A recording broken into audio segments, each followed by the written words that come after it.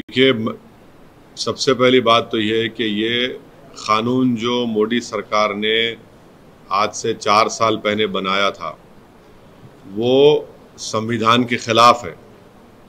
आप रिलीजन की बुनियाद पर क़ानून नहीं बना सकते, इसमें कई सुप्रीम कोर्ट के जजमेंट्स है और राइट टू इक्वालिटी के ख़िलाफ़ है।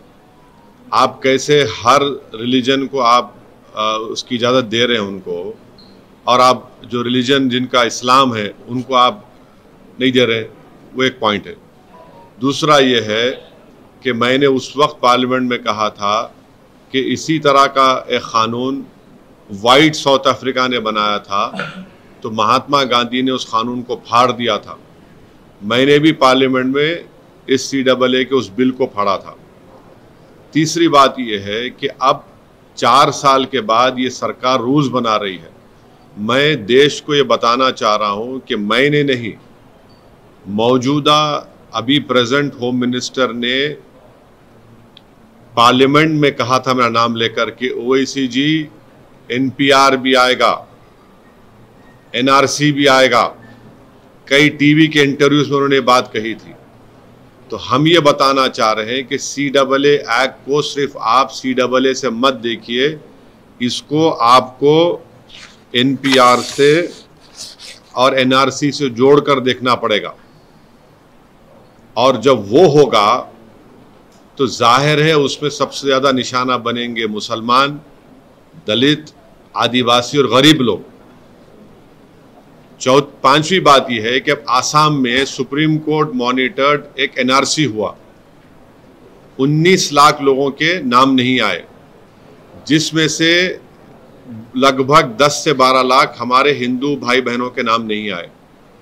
उनको अब हेमंत बिस्वा शर्मा ये बोल रहे हैं कि CAA क़ानून जब इम्प्लीमेंट होगा तो उन सब को सिटीजनशिप मिल जाएगी, क्योंकि उनका रिलीजन उसमें इंक्लूड हो गया।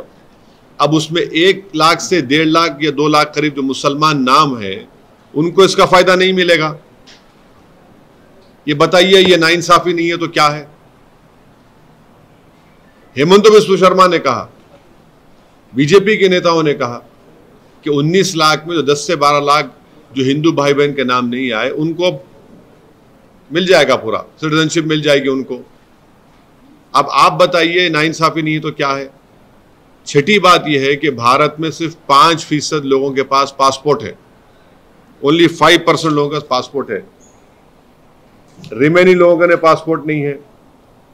और फिर आधार कार्ड आप देख लिए, प्रूफ ऑफ सिटीजनशिप नहीं है, उसमें खुद लिखा हुआ आधार कार्ड में। भारत में बर्थ रजिस्ट्रेशन 1959 तक मैंडेटरी नहीं था, 1996 में सिर्फ 50% इंडियंस के पास बर्थ सर्टिफिकेट्स था।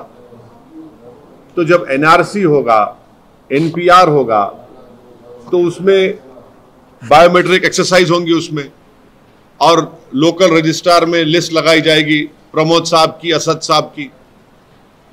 अब प्रसाद साहब जाके बोल सकेंगे नहीं, असद साहब के डाउटफुल है, मैं डाउटफुल बन जाऊंगा, अब मुझे प्रूफ करना पड़ेगा। अब मैं मेरे दादा का बर्थ सर्टिफिकेट लेकर आऊं क्योंकि मेरा रिलीजन इस्लाम है, अब मैं फिरते रहूं तो फायदा किसका होगा? रद्दी वाले का ही फायदा होगा ना। तो ये इसीलिए ये एक्सरसाइज ये जो लॉ है ये रिलीजन की बुनियाद पर बनाया गया, ये डिस्क्रिमिनेटरी है, अनकॉन्स्टिट्यूशनल है। और ये बोलना कि जो हमारे हिंदू और सिख भाई या क्रिश्चियन भाई जो पाकिस्तान में, अफगानिस्तान में, बांग्लादेश में रह रहे हैं उनको सिटीजनशिप नहीं दे सकते, झूठ है ये। हमेशा सरकार के पास इख्तियार था, एग्जीक्यूटिव ऑर्डर से आप दे सकते थे। और आखिरी बात, नरेंद्र मोदी और बीजेपी को ये क्यों भूल गए कि कितने लाखों लोग कश्मीरी पंडित मुल्क से बाहर हैं, जो मुल्क से कश्मीर से बाहर हैं, उनको आप क्या कर रहे हैं? उनको आप क्या कर रहे हैं? भूल गए आप कश्मीरी पंडितों को? कम से कम 5 लाख कश्मीर के बाहर हैं, लेकर जाइए ना कश्मीर में उनको। इंग्लैंड में इंडियन जो वहां के इंडियंस यहां पर वहां चले गए, जो इलीगल, उनको वापस लेकर आइए। ग्रेट ब्रिटेन बोल रहा है कि लेकर आइए वापस, सरकार बोलती है हम नहीं लेकर आएंगे। तो ये गलत है, डिस्क्रिमिनेटरी है, अनकॉन्स्टिट्यूशनल है। सरकार के पास पहले से पावर्स थे और है और रहेंगे कि वो जो हिंदू भाई बहन पाकिस्तान में है या बांग्लादेश से है, आप दे सकते हो उनको। और मैंने खुद केस डाला है सुप्रीम कोर्ट में। हम लोग जब CAA का हियरिंग हुई थी, हमारे लॉयर जनाब निज़ाम पाशा साहब ने स्टे की मांग की थी, तो गवर्नमेंट ने कहा था कि अभी हम रूल्स नहीं बनाए। अब जब रूल्स बनाए तो हम सुप्रीम कोर्ट में डालेंगे और इसके ऊपर हम कोशिश करेंगे कि सुप्रीम कोर्ट में जाकर इसको उठाया जाए इस मसले को। एक बोलिए प्रसाद साहब, क्या ये चुनाव को लेकर के चुनाव अनाउंस होने वाले हैं, इसके मद्देनजर किए गए हैं? बिल्कुल है, उसमें दो राय नहीं है, उसमें दो राय नहीं है। आप जब 4-5 दिन के अंदर इलेक्शन कमीशन ऑफ इंडिया अपने डेट्स को अनाउंस कर देगा 2 ECI के बन जाने के बाद, तो यकीनन ये चुनाव को सामने रखकर ये फैसला लिया गया है बीजेपी की तरफ से। सर खास करके, हाँ बोलो, खास करके कल रमजान शुरू होने की उससे प्रधानमंत्री नरेंद्र मोदी ने इस चीज का ऐलान किया, ऐसा अब जाहिर है सब सारी दुनिया को मालूम कि कल तरावी की नमाज शुरू हो रही, रमज़ान का महीना शुरू हो रहा, तो आप लोग एक मैसेज देना चाहते थे भारत की सबसे बड़ी माइनॉरिटी को जो 17 करोड़ की है कि अब आप लोग कागज़ निकालने की तैयारी करिए। आप कुछ नहीं Ma'am, sir, when you're talking about the CAA and the implementation, you say now the rules have been given. Are you saying you'll approach the Supreme Court again and file a case? Our case is already in Supreme Court. When the last time when the Supreme Court was hearing this matter, the Union of India said that we have not yet made the rules. We had asked for a stay. The various parties have asked for a stay. Now, when the rules have been made, we'll definitely once again approach the Supreme Court. And I have contacted and spoken to my lawyer, Janab Nizam Pasha, and advocate on record, Janab Shamshad Saab also. Sir, इसमें ये लोग कह रहे हैं कि it will be completely online और कुछ भी paperwork इसमें नहीं होगा. It will be completely online and it will not take away anyone's citizenship is what. आप लोग, मैं आपको देश को समझा रहा हूँ कि CAA को आप सिर्फ CAA से नहीं, CAA को आपको NPR और NRC से जोड़कर देखना जरूरी है। क्या अमित शाह पार्लियामेंट में मेरा नाम लेकर नहीं कहे थे कि ओवैसी जी NPR NRC भी आएगा? क्या अमित शाह कई टीवी इंटरव्यूज में नहीं कहा था कि NPR NRC आएगा? जब CAB था, बाद में CAA हुआ, एक्ट हो गया, वो जब CAB बिल था, जब उनका ऑन रिकॉर्ड इंटरव्यू है, पार्लियामेंट में उन्होंने कहा है। तो ये सब एक धुआं है और ये कोशिश कर रहे हैं कि असल इनका मकसद क्या है कि देश में NPR हो, NRC हो।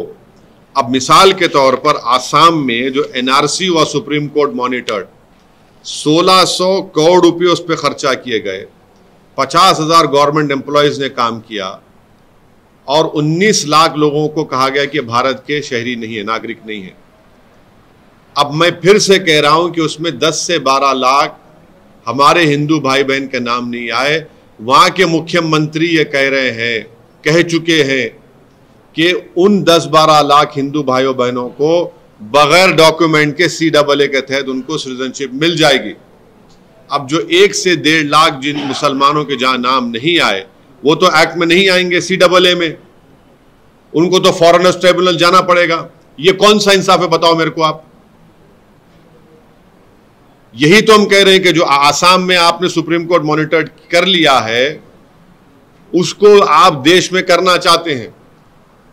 जिस देश में सिर्फ 5% लोगों के पास पासपोर्ट है, इस देश में बर्थ सर्टिफिकेट का कानून 1959 तक नहीं था। 1996 में सरकार ने कहा कि सिर्फ 50% इंडियंस के पास बर्थ सर्टिफिकेट है। ये फ्यूचर में सब तमाशे करना चाहते हैं। अगर मेरे ही देश में मैं स्टेटलेस बन जाऊंगा महज इस बुनियाद पर कि मेरे दादा का बर्थ सर्टिफिकेट मेरे पास नहीं है, तो फिर क्या मैसेज दे रहे हैं आप? आपका यही मकसद है। और बुनियादी फंडामेंटल बात यह है कि आप मजहब की बुनियाद पर कानून नहीं बना सकते। और हम पूछ रहे हैं कश्मीरी पंडित जो 5 लाख बाहर है कश्मीर, उनका बारे में कौन बात करेगा? सर कुछ सियासी खड़ा है जो ये कह रहा है कि इससे आम आदमी का कुछ खास तौर से लेना देना नहीं है। आप जैसे खास तौर से आपका नाम लेके कि वैसी जैसे लोग सियासी लोग हैं अपनी राजनीतिक रोटियां से। मैं क्या साइंटिस्ट नजर आ रहा हूं उनको? मैं क्या मोदी जी की तरह कोई फिलोसोफर हूं जो हर महीने में एक मर्तबा ज्ञान देते रहते हैं? फैक्ट है ना। आसाम में आपने किया, झूठ है क्या मैं जो बोल रहा हूं? आसाम में आपने किया क्या? अमित शाह ने पार्लियामेंट में नहीं कहा था कि देश में एनआरसी एनपीआर होगा? झूठ है वो। जब वो होगा तो क्या होगा बताइए? जब वो होगा तो बायोमेट्रिक डेटा लेंगे आप, लोकल रजिस्ट्रार में लिस्ट लगाई जाएगी, कोई भी जाकर ऑब्जेक्शन करेगा कि नहीं ये भारत का नागरिक नहीं है, अब सिलसिला शुरू, उसके बाद डाउटफुल सिटीजन मैं हो जाऊंगा। नहीं, उन लोगों का कहना है कि वैसी साथ में चले तो रोहिंग्या और बांग्लादेशियों को नागरिक बनवा दें। मेरी बात चले तो मेरी बात चलेगी ना तो 5 लाख कश्मीरी पंडित को लेकर जाऊंगा मैं, जो 10 साल में आपने नहीं किया। 10 साल में आपने नहीं किया वो 5 लाख कश्मीरी पंडितों को। वो कौन सा रिलीजन है उनका? हिंदू नहीं है वो, भूल गए बीजेपी उनको। देश में ही अच्छा मेरा बस चले तो मैं पूछूंगा बर्तानिया से, भिजा दो भाई वो 10,000 इंडियंस को जो आप लोग रोक के रखे हैं। आप लेने तैयार नहीं है उनको। भारत जब सिक्योरिटी काउंसिल का मेंबर बनना चाहता है तो फिर रेफ्यूजीज की पॉलिसी पे क्या उनको स्टेप लेना पड़ेगा? बोलिए हमको। असदुद्दीन ओवैसी को आप दिखाते रहिए, कोई बात नहीं, मगर आप भी तो सिक्योरिटी, हम तो चाहते हैं सिक्योरिटी काउंसिल मेंबर बने। जब आप सिक्योरिटी काउंसिल के मेंबर बनेंगे तो ये सब करना नहीं पड़ेगा आपको।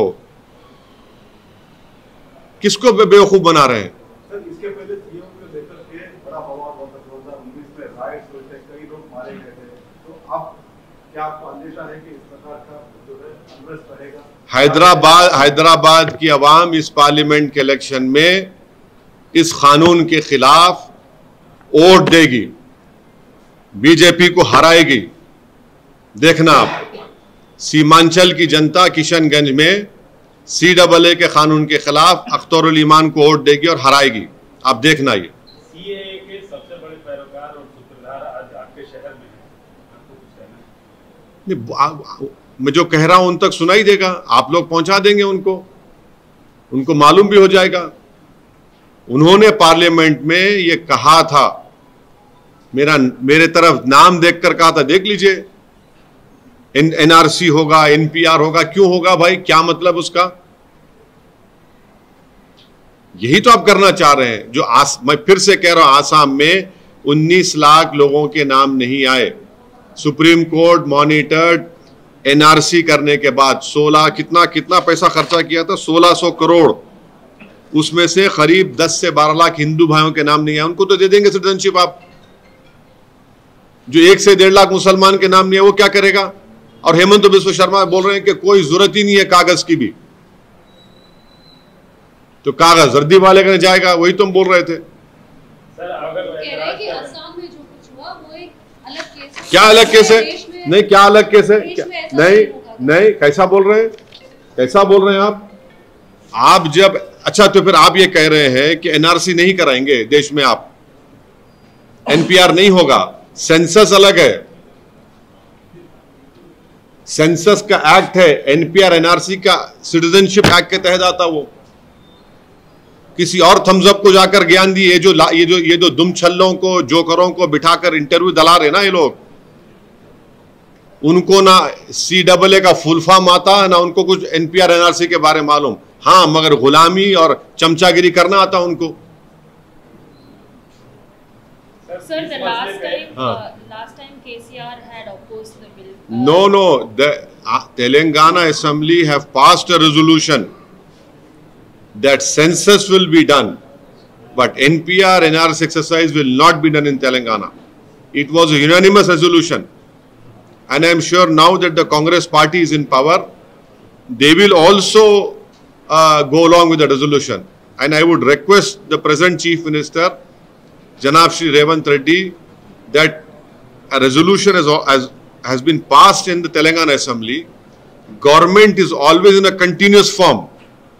Parties will come and go. Parties will come and go. It is a resolution of Telangana Assembly. We are not against the census exercise, because census exercise done under a particular act. NPR NRC is done under Citizenship Act. You must understand this. That is the concern. And what you have done in Assam, the BJP wants to do it throughout the country. Sir, political stakeholder में एक आदमी है जो इस मसले को सबसे ज्यादा उठाए, लेकिन सियासत में ये भी कहा जाता है कि अकेला चना भाड़ नहीं फोड़ सकता। क्या आप अखिल भारतीय जंगल में एक ही शेर होता, दो नहीं रहते, समझे ना, जंगल में एक ही शेर होता। क्या आप अखिल भारतीय स्तर पे like minded party, like minded organisation को एक साथ करके कोई मूवमेंट चलाएंगे? ये देखिए भाई, ये मसला पूरे देश का है। ये मसला सिर्फ पॉलिटिकल पार्टीज के हद तक नहीं है। बीजेपी, ये कानून अनकॉन्स्टिट्यूशनल है, मजहब की बुनियाद पर बनाया गया है। पाकिस्तान, बांग्लादेश के जो हमारे हिंदू भाई हैं, सिख भाई, अफगानिस्तान के, उनको आप सिटीजनशिप दे सकते हैं, लॉन्ग टर्म वीजा दे रहे हैं, देते रहिए, उसको कोई रोक नहीं है सिटीजनशिप देने से उनको। ये आप कानून इसलिए बना रहे हैं ताकि देश में फ्यूचर में जब आप एनआरसी और एनपीआर करेंगे, आप स्टेटलेस बनाना चाहते हैं भारत की सब 17 करोड़ मुसलमानों को। आप सुनिए, मैं फिर से कह रहा हूं, ये आपने आसाम में किया, सुप्रीम कोर्ट मॉनिटर्ड, जो 10 से 12 लाख हिंदू भाई बहन का नाम नहीं आया, क्या बीजेपी उनको सिटीजनशिप देगी? नहीं देगी। जो 1 लाख से 1.5 लाख मुसलमानों का नाम नहीं आएगा, सिटीजनशिप नहीं मिलेगी उनको। सर, आपके विरोध का रोड मैप क्या है? क्या आप विरोध का रोड मैप आपसे कह चुके हैं। अब चुनाव आ रहे हैं, हम हैदराबाद की जनता इस CAA कानून के खिलाफ वोट देगी, बीजेपी को हराएगी। क्या पोलराइज कर रहे हैं? कानून अरे भाई साहब, मैं आपको बोल रहा हूं, इसमें पोलराइज कौन कर रहे हैं? पोलराइज तो बीजेपी कर रही है। 4 साल से आप नहीं किए। चुनाव जैसे आ गया, नरेंद्र मोदी को ख्याल आ गया कि भैया अब रोटी सेकने का टाइम आ गया, अब चलो अब गर्म करते हैं मामले को। एक मिनट, सुमित सर, आप बोल रहे हैं कि स्टेटलेस बना देंगे मुसलमानों को आगे जाकर बोलकर, मगर अमित शाह ऑन रिकॉर्ड ये कहते हैं कि किसी मुसलमान का सिटीजनशिप इसमें नहीं जाएगा। देखिए, तो सुनिए, ये CAA को आपको NRC NPR से देखकर पढ़ना पड़ेगा, नंबर 1। सेकेंडली, ये आप रिलीजन की बुनियाद पर बनाए, जो भारत के संविधान के खिलाफ है, राइट टू इक्वालिटी के खिलाफ है। ये वो रीजनेबल टेस्ट को भी पास नहीं करता ये। और आसाम में जो 10 से 12 लाख हिंदू भाई बहन के नाम नहीं आए, अमित शाह उनको सिटीजनशिप देंगे? नहीं देंगे। बोलेंगे हम बराबर देंगे। वो 1.5 लाख मुसलमान का क्या करेंगे फिर आप? वही जब सुप्रीम कोर्ट मॉनिटर्ड आपके वहां पर एक्सरसाइज हुआ एनआरसी का आसाम में, वो पूरे देश भर में कराना चाहेंगे। क्या अमित शाह ने नहीं कहा पार्लियामेंट में खड़े होकर इस सरकार की तरफ से? कि आपके टीवी चैनलों पर इंटरव्यू में नहीं कहा उन्होंने कि एनआरसी एनपीआर होगा? हम सुप्रीम कोर्ट में, हमारा केस है, हमने हमारे लॉयर जनाब निजाम पाशा साहब से और एडवोकेट ऑन रिकॉर्ड जनाब शमशाद साहब से मेरी बात हुई है। हम सुप्रीम कोर्ट में जाएंगे ताकि इसके ऊपर हमको जाके सुप्रीम कोर्ट बोलेंगे कि जब तो आप गवर्नमेंट ने कहा था कि रूल्स नहीं बने, अब रूल्स बने, इसको देखिए। आसाम की जो बात कर रहे हैं, जहाँ पर जो है उनको सिटीजनशिप दे देगी करके कह रहे हैं, जिस तरीके से उनका कहना है, तो क्या उनका तो कहना ही यही है कि बाकी जो देश है वो तो मेजॉरिटी मुस्लिम ये है, तो उन लोगों को नहीं दिया जा रहा है। तो इसीलिए क्या ये मानकर चले कि ये 1.5 या 2 लाख जो मुस्लिम वहाँ पर हैं जिनको नहीं देने की बात आप कह रहे हैं, क्या वो उन देश के आए हुए हैं और इसलिए उनको नहीं दिया जा रहा है? क्या ये तर्क सही? देखिए, यही तो मैं आपको बताने की कोशिश कर रहा हूँ। सुप्रीम कोर्ट मॉनिटर्ड एनआरसी में 19 लाख लोगों के नाम नहीं आए, जिसमें 10 से 12 लाख हिंदू भाई बहन हैं, 1 से 1.5 लाख मुसलमान हैं। वो 10 से 12 लाख को सिटीजनशिप दे देंगे, 1 से 1.5 लाख मुसलमान क्यों नहीं देंगे आप? और उसको भी नहीं मानते बीजेपी वाले, बोलते और बढ़ के नाम आना चाहिए था मुसलमानों के। कैसा करेंगे? ये नाइंसाफी नहीं है तो क्या है बताइए फिर आप। ये जो 1.5-2 लाख है, क्या वो भारतीय? बिल्कुल। अच्छा, वो तो 10 से 12 लाख भारतीय है, नहीं है भारतीय है आप बोल रहे हैं। नहीं आप बोल रहे हैं, नहीं आप बोल रहे हैं 10 से 12 लाख भारतीय और 1.5 लाख नहीं है मुसलमान। यही तो मैं, यही देखिए, यही तो हम बता रहे हैं कि आपने जो कानून बनाया रिलीजन के नाम पर वो गलत है, वो बिल्कुल गलत है। सर आप सुदूर स्टेट में जाके चुनाव लड़ते हैं, बिहार में, गुजरात में, उत्तर प्रदेश में। हाँ, आपके पड़ोसी राज्य आंध्र प्रदेश में चुनाव है, क्या उसमें पड़ोसी राज्य चुनाव है? आंध्र प्रदेश में चुनाव जो होने वाले हैं, विधानसभा के भी होने वाले हैं, लोकसभा के। हाँ, क्या वहाँ चुनाव लड़ेंगे? नहीं अभी कोई फैसला नहीं हुआ। जगन तो हमारा दोस्त है और रहेगा। तो आपका सपोर्ट है सर? नहीं भाई, आप भी मेरे दोस्त हैं, दुश्मन है क्या आप मेरे? अपना काम आप करते, मेरा काम मैं करता हूँ। नहीं, देखिए अब तक तो बीजेपी वहां पर टीडीपी से अलायंस कर ली। नहीं सुनिए, सुन तो लीजिए। बीजेपी नायडू एक साथ आ गए और चंद्रबाबू नायडू ने नरेंद्र मोदी को टेररिस्ट कहा था। निकाल कर देख लीजिए, हम झूठ नहीं बोल रहे हैं, निकाल कर देख लीजिए। और फिर बीजेपी वाले हमको बोलते ये आतंकवादियों की सपोर्ट करता है। आप देखिए, क्रोनोलॉजी समझिए आप,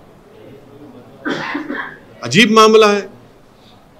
अब बीजेपी नायडू लड़ेंगे तो क्या ऑप्शन बचता है आंध्र प्रदेश के माइनॉरिटीज जिसमें दलित्स और आदिवासियों के पास? क्या वो बीजेपी और नायडू के अलायंस को वोट देंगे क्या? नहीं सुनो, देखिए आप ऐसा डोंट जंप द गन, सुन ले तो लीजिए। तो ये बात है। Sir, so if Naidu hadn't come in alliance with the BJP, do you think there would have been a fighting chance for the minorities? That's what you're No. saying. What I'm saying is that Mr. Chandrababu Naidu was with BJP, and when I was an MLA, he supported Vajpayee also. So he has been consistently playing footsie with BJP. When he supported Mr. Narendra Modi to become the Prime Minister in 2014, when he left Mr. Narendra Modi, he called him a terrorist. Now he has again rejoined BJP. So the Muslims, Dalits, Christians and Adivasis of Andhra Pradesh will play a very decisive role now. Sunni will play a very decisive role. You will see what will happen. Sir Haryana की political situation. हाँ, जियो मैं election लड़ा तो B team हो जाता हूँ, और कोई सुनिए और कोई बीजेपी से अलायंस कर लेगा तो दूध का धुला हुआ रहेगा। हाँ, ये सुन तो लीजिए। जो नरेंद्र मोदी को इस तरह के अल्फाज इस्तेमाल करा, हाँ, आप उसको बिठा के चाय पिला रहे हैं। और जो CAA का कानून बना रहे हैं, क्या वो आंध्र प्रदेश पे नहीं होगा? क्या देश में अगर NPR NRC होगा तो आंध्र प्रदेश में नहीं होगा क्या? आंध्र प्रदेश में भी होगा। सर सबसे इंटरेस्टिंग सवाल हैदराबाद। नहीं, आप हमेशा इंटरेस्टिंग करते हैं आप। नहीं, बीजेपी ने कैंडिडेट उतारा है डॉक्टर माधवी लता को, और वो ओल्ड सिटी में आपके इलाके में घूम रही है, बोल रहे हैं कि आपने डेवलपमेंट नहीं किया, आपने मुस्लिम यूथ को जानबूझ के बेरोजगार रखा, अपने वोट के लिए इस्तेमाल किया। हाँ, उन्होंने भी कहा कि वोट भी जो है ये हो रहा है, रिगिंग हो रहा है। देखिए, कोई भी लड़े मेरे खिलाफ, लड़ना तो है किसी को। अब मैं कहाँ दिमाग लगा के बैठूं? मेरा काम इलेक्शन। अरे आरोप तो लगते ही है ना। आरोप कब नहीं लगे मुझ पर? नई बात क्या है? आरोप तो लगते रहेंगे। लगाइए आरोप। कौन कह रहा है आरोप मत लगाइए? लगाइए। आप मुझे देखते ही चेहरे पे दाढ़ी, सर पे टोपी, तो वही आरोप लग जाता है। देखिए ये कर रहे हैं। अरे बहुत अच्छा है, बहुत अच्छा है। कोई तो कैंडिडेट होगा ना। आप क्या कहेंगे? मेरे को नहीं मालूम उस बारे में।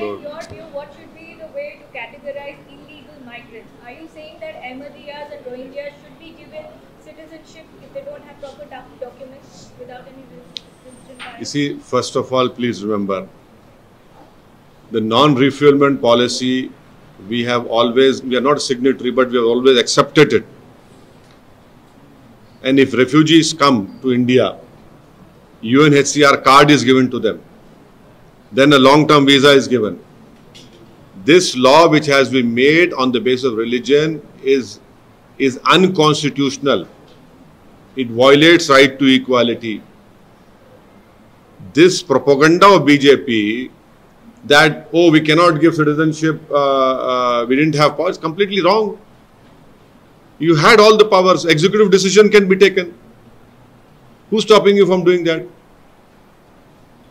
And why are they not taking the 5 lakh and odd Kashmiri Pandits to Kashmir? Why are they not bringing back those 10,000 illegal Indians who are in Great Britain? वापस लाइए ना उनको आप, वो भी नहीं ला रहे वापस उनको आप. But why do you linking it to NRC and? Yes, because it is part of the Citizenship Act. But that hasn't been. No, please understand. Census is under Census Act. The NPR NRC is done under the Citizenship Act, and it has been done in Assam, for example. No. Look at the Citizenship Act 1955. Then it talks about various things, National Register. So these are all NPR, NRC are part of the Citizenship Act. So how can you not relate to it? It is part of that. Sir आखिरी सवाल, आप मेहनत तो बहुत करते हैं, हम आज ही के दिनों में हमने देखा कि आपने जबरदस्त एक्सरसाइज का वीडियो है, तो आप ज्यादा एक्सरसाइज कर रहे हैं इस चुनाव के लिए? नहीं, उससे इसको क्या करने का है? आप जो वजन उठा रहे हैं, जो दिखा रहे हैं, तो नहीं, वो आप देखिए, वो एक्सरसाइज तो आपको भी करनी चाहिए, आपकी शुगर कम हो जाएंगी. आप करते नहीं है. हाँ, नहीं तो करनी चाहिए. मैं भी हफ्ते में 3-4 दिन मौका मिला तो कर लेता हूँ. नहीं, करना चाहिए. अच्छा सेहत. IUML और नेशनल कॉन्फ्रेंस जैसे मतलब ऑर्गेनाइजेशंस भी इसके अगेंस्ट है और सुप्रीम कोर्ट अप्रोच कर रहा है. वो ऑलरेडी केस है ना, ऑलरेडी केस है, हमारा भी केस है. इसके लिए वेटिंग है आपका. हाँ, प्रोसीडिंग्स के लिए वेटिंग है. तो आप क्या उनके साथ जाएंगे? मेरा मैं खुद केस डाला हूँ मेरे नाम से सुप्रीम कोर्ट में. और इंडिया जो मीटिंग होने वाली है उसमें ये इशू को रेज करेंगे बोल के IUML वाले कह रहे हैं. मैं कैसा बोलूं? मेरा ताल्लुक ही नहीं है उससे. आप क्या, जैसे इससे पहले सवाल पूछा गया था सर, लाइक माइंडेड का भी सपोर्ट लेंगे क्या? अरे भाई, मेरा ताल्लुक ही नहीं है सर. वही चीज है कि मकसद एक है लेकिन सुर आप लोगों के अलग अलग. हाँ, तो ठीक है, बहुत अच्छा है ना, मंजिल तो एक ही है. केरला में जिस तरीके से मतलब राज्य क्या, जिस तरीके से आपने भी कहा कि रेवंत रेड्डी से भी अपने अपील की कि यहाँ पर ना लेकर आया जाए, तो आपको लगता है कि ऐसे हर राज्य करेगा तो दबाव बढ़ेगा? केरला से हो रहा है, शुरुआत हुई है. नहीं, केरला में तो केरला तो पहला स्टेट था जिसने, माफ करना एक मिनट, जिसने इसके खिलाफ जो है एक बाज़ाब्ता उन्होंने ऑर्डर पास कर दिया था.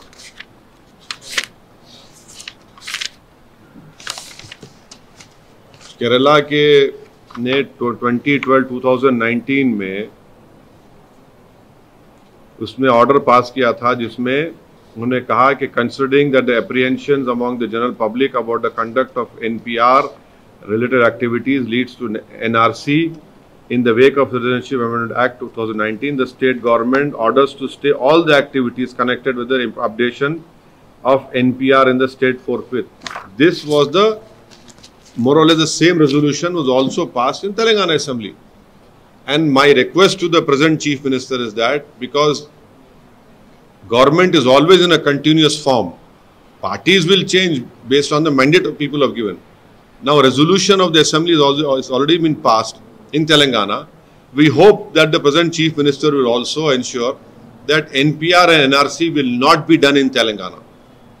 Census has to be done, but NPR and NRC will not be done because the resolution has been passed, and even the Congress party as a party at that time, when KCR was CM, that supported this resolution.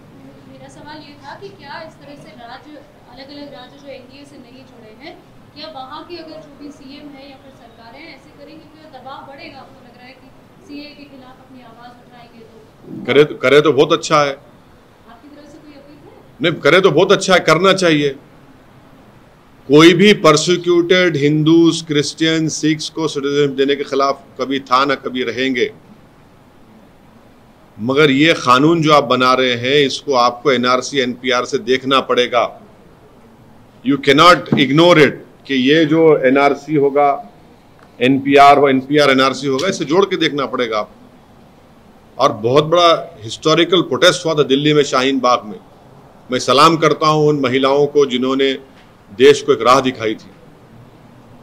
Election commissioner को resign करना पड़ा हाल ही में। एक बात समझिए, ये क्या कोई म्युनिसिपैलिटी का चुनाव हो रहा है क्या?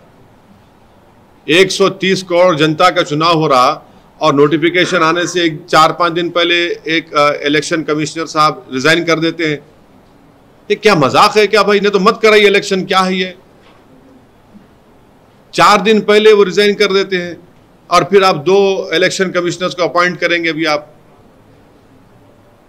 माने अब 14 तारीख को बोल रहे हैं, मीडिया में आया कि 14th को मीटिंग होगी। जाहिर है गवर्नमेंट के पास मेजॉरिटी है। जो गलत कानून है, जो सुप्रीम कोर्ट के डिसीजन के खिलाफ आप बना रहे हैं, तो माने 2:1 पे आप 2 लोगों को बना देंगे। दूसरे दिन शायद हो सकता है प्रेसिडेंट उसको एक्सेप्ट कर ले और 1 दिन 2 दिन के बाद आप अनाउंस कर देंगे। कैसे क्या है ये तो काफी अजीब है। सर पिछले हफ्ते प्रधानमंत्री जी यहाँ पे थे तेलंगाना में और कई सारी जगह भी वो मतलब विजिट कर रहे हैं और इस बार 400 पार बोल रहे हैं और 370 is the target is what they are claiming. So मतलब हो चुके हैं कि इलेक्शन से पहले ये लेके आया गया था गर्म करने के लिए, तो मगर वो तो कह रहे हैं कि हम डेवलपमेंट पे जा रहे हैं, 11 लाख करोड़ इंफ्रास्ट्रक्चर के लिए हम एलोकेट किए हैं और दे भी रहे हैं स्टेट्स को। एक बात सुनिए, हम प्रधानमंत्री क्या बोलते, हम दूसरी बड़ी इकोनॉमी बन जाएंगे बोलते ना, क्या तीसरी बड़ी बन जाएंगे। पर कैपिटा इनकम में हमारा पोजीशन कितना है? 152 पर कैपिटा इनकम में। भाई 50 पे तो ला लीजिए आप, तीसरी बड़ी इकोनॉमी बन जाएंगे। अरे भाई पर कैपिटा इनकम में 150 पे नंबर पे हम लोग। बेरोजगारी आप जैसे नौजवानों का मुखद्दर बन चुका है। इन्फ्लेशन देख लीजिए, कीमतों को देख लीजिए, तनख्वाहें कम हो रही हैं। इस पर कौन बात करेगा?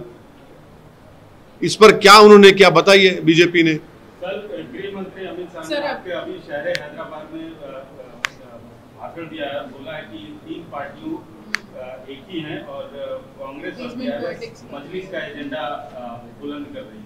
कांग्रेस और बीआरएस मजलिस का एजेंडा चला रही है। मेरा एजेंडा चला रही है। मेरा एजेंडा क्या है? मेरा एजेंडा ये है कि तीसरी मर्तबा देश के प्रधानमंत्री नरेंद्र मोदी ना बने। मेरा एजेंडा ये है कि CAA कानून के खिलाफ हमने बिल को फाड़ा, ये संविधान के खिलाफ है। मेरा एजेंडा ये है कि देश में मेजॉरिटेरियन पॉलिटिक्स ना चले। मेरा एजेंडा ये है कि देश में भाईचारगी रहे, बीजेपी उसके खिलाफ है। मेरा एजेंडा ये है कि देश में किसी का नाम की बुनियाद पर घर ना तोड़ा जाए, ना उसको गोली मारी जाए। ये मेरा एजेंडा है। और चंद्रबाबू नायडू क्या हो गए उनके लिए? नायडू उनके लिए अब अच्छे हो गए। हाँ, नीतीश कुमार के बारे में उन्होंने कहा था कि आप लिख कर रख लीजिए, कभी हम इनसे कॉम्प्रोमाइज नहीं करेंगे। अब आप गले मिल रहे हैं उनसे। बताइए इनके बारे में क्या है? तीनों पार्टियों को उन्होंने परिवारवादी, वंशवादी, परिवारवादी करार दिया। हाँ, बिल्कुल। बीजेपी में जो इतने लोग जो MP बन रहे हैं, टिकट जिनको मिल रहा है, वो आसमान से उतरे क्या? उनके बाप या उनकी माँ बीजेपी में नहीं थी, उनके चाचा नहीं थे। हाँ, और आप बड़ा बोल रहे हैं। आप सबको तो आप दे रहे हैं टिकट। अशोक राव चौहान को आप गाली दी, अशोक राव चौहान को आप राज्यसभा दे दिया आपने। उनके पिता क्या थे? भारत के होम मिनिस्टर थे वो। कितने लोगों को आप कर रहे हैं? तो आपको दिखता ही नहीं है कुछ। अहंकार इतना है कि बस हम सब साफ सुथरे हैं, बाकी सब गंदे हैं। तो क्या बोलेंगे उसका?